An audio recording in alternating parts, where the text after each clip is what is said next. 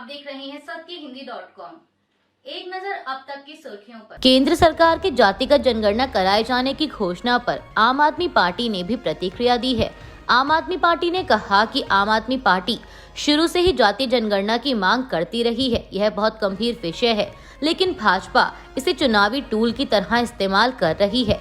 आपका कहना है कि महिला आरक्षण पर भी खूब घोषणाएं की गई थीं, लेकिन आज तक कोई काम नहीं हुआ। वैसे ही जातीय जनगणना में भी कोई टाइमलाइन नहीं बताई गई। आपने पूछा कि क्या यह घोषणा सिर्फ हेडलाइन मैनेजमेंट और बहस को बदलने का प्रयास है। सरकार को समझना पड़ेगा कि यह राजनीतिक एजेंडा नहीं, बल्कि समाज की जरूरत है। क्या बीजेपी पहलगाम में 27 लोगों की निर्मम हत्या और 250 किलोमीटर अंदर आकर आतंकियों द्वारा हमला करके भाग जाने के सवाल से बचने के लिए बहस को घुमा रही है? आम आदमी पार्टी नेता अनुराग ठांडा ने कहा कि आज पूरा देश यह उम्मीद कर रहा था कि भाजपा की केंद्र सरकार की तरफ से ऐलान होगा कि पाकिस्तान को सबक सिखाएंगे और पीओके को वापस लेकर आएंगे, लेकिन भाजपा बहस बदलने की राजनीति कर रही है। केंद्र सरकार ने देश में जातिगत जनगणना कराने की घोषणा कर दी है और इस ऐलान के बाद कांग्रेस नेता राहुल गांधी ने एक प्रेस कॉन्फ्रेंस की और सरकार के फैसले का स्वागत किया।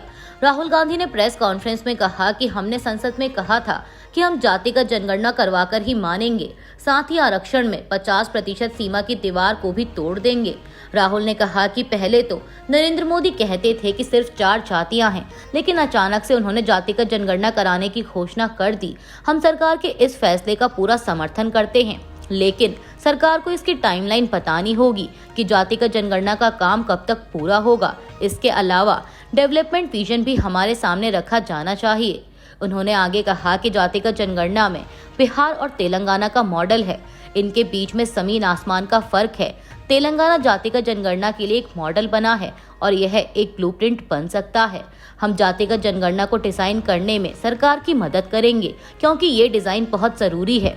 हम देश में जातिगत जनगणना के माध्यम से एक नए तरीके का विकास लाना चाहते हैं। चाहे ओबीसी हो, दलित हो या आदिवासी, इनकी देश में कितनी भागीदारी है यह सिर्फ जातिगत जनगणना से पता चलेगा। लेकिन हमें और आगे जाना है। हमें पता लगाना है कि देश की संस्थाओं और पावर स्ट्रक्चर में इन लोगों की कितनी भागीदारी है। कांग्रेस नेता राहुल गांधी ने आगे पहलगाम हमले का भी जिक्र किया। उन्होंने कहा कि पहलगाम आतंकी हमले के लिए जिम्मेदार लोगों को अपनी करनी की कीमत चुकानी होगी और प्रधानमंत्री मोदी को अब सख्ती से कार्रवाई करनी चाहिए, टाल मटोल नहीं करनी चाहिए। लोकसभा में विपक्ष के नेता ने कहा कि पहलगाम हमले के पीछे जो लोग हैं उन्हें यह एहसास होना चाहिए कि वे भारत के साथ ऐसा नहीं कर सकते। सरकार को विपक्ष का 100% समर्थन प्राप्त है। प्रधानमंत्री मोदी को कार्रवाई करनी चाहिए, टाल मटोल नहीं करनी चाहिए। पीटीआई की एक रिपोर्ट के मुताबिक पहलगाम आतंकी हमले के बाद पड़ोसी देश के साथ बढ़ते तनाव के बीच भारत ने बुधवार को जवाबी कार्रवाई करते हुए पाकिस्तानी एयरलाइनों द्वारा संचालित उड़ानों के लिए अपने हवाई क्षेत्र को बंद कर दिया है। पाकिस्तान में पंजीकृत विमानों के साथ साथ पाकिस्तानी एयरलाइनों और ऑपरेटरों द्वारा संचालित स्वामित्व वाले या पट्टे पर लिए गए विमानों के लिए भारतीय हवाई क्षेत्र उपलब्ध नहीं होगा।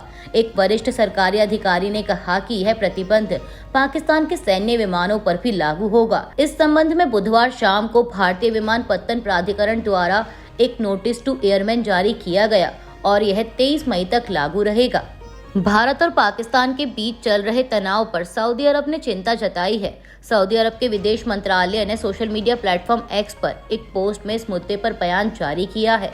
विदेश मंत्रालय ने अपनी पोस्ट में कहा कि भारत और पाकिस्तान के बीच बढ़ रहे तनाव और दोनों देशों की तरफ से सीमा पार हो रही लगातार फायरिंग पर सऊदी अरब अपनी चिंता व्यक्त करता है। सऊदी शासन ने दोनों पक्षों से तनाव को कम करने और विवाद के कूटनीतिक समाधान की अपील की। सऊदी अरब ने लोगों और क्षेत्र की शांति और स्थायित्व के लिए दोनों देशों से मिलकर काम करने की भी अपील की है। बता दें कि सोमवार को चीन, अमेरिका, तुर्की और कतर ने भी उम्मीद जताई कि भारत और पाकिस्तान तनाव कम करेंगे। पहलगाम हमले के बाद भारत और पाकिस्तान के बीच तनाव बढ़ा हुआ है। पाकिस्तान के सूचना मंत्री अताउल्लाह तरार ने मंगलवार को कहा था कि भारत अगले 36 घंटों में सैन्य कार्रवाई कर सकता है।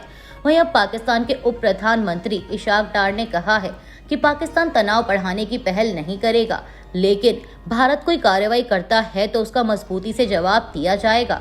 इशाक डार ने कहा कि पाकिस्तान सभी प्रकार के आतंकवाद की निंदा करता है और पहलगाम हमले में हुई जनहानि से दुखी है।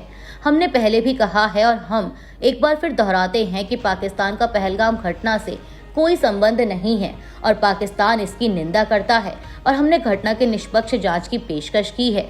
अमेरिका ने भारत और पाकिस्तान को तनाव करने के लिए प्रोत्साहित किया है, आतंकवाद के खिलाफ दिल्ली के साथ सहयोग करने की अपनी प्रतिबद्धता की पुष्टि की है और पहलगाम आतंकी हमले की जांच में इस्लामाबाद से सहयोग करने का आग्रह किया है।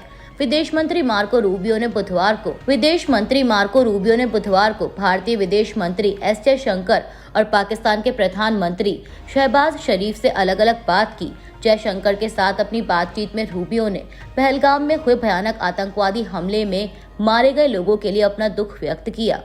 अमेरिका ने घोषणा की है कि उसने यूक्रेन के साथ प्राकृतिक संसाधन समझौते पर हस्ताक्षर किए हैं। अमेरिकी वित्त विभाग की ओर से जारी एक प्रेस रिलीज के मुताबिक दोनों देश एक रिकंस्ट्रक्शन इन्वेस्टमेंट फंड बनाने पर सहमत हुए हैं। अमेरिकी राष्ट्रपति डोनाल्ड ट्रंप ने कहा है कि इस डील से अमेरिका को अधिक फायदा होगा। उन्होंने कहा कि बाइडेन ने यूक्रेन को 350 अरब डॉलर दिए। अब हमने एक ऐसी डील की है कि हमें इससे अधिक पैसे मिलेंगे। इससे पहले अमेरिका के वित्त मंत्री स्कॉट बेसेंट और यूक्रेन की उप प्रधानमंत्री ने बुधवार को इस समझौते पर हस्ताक्षर किए।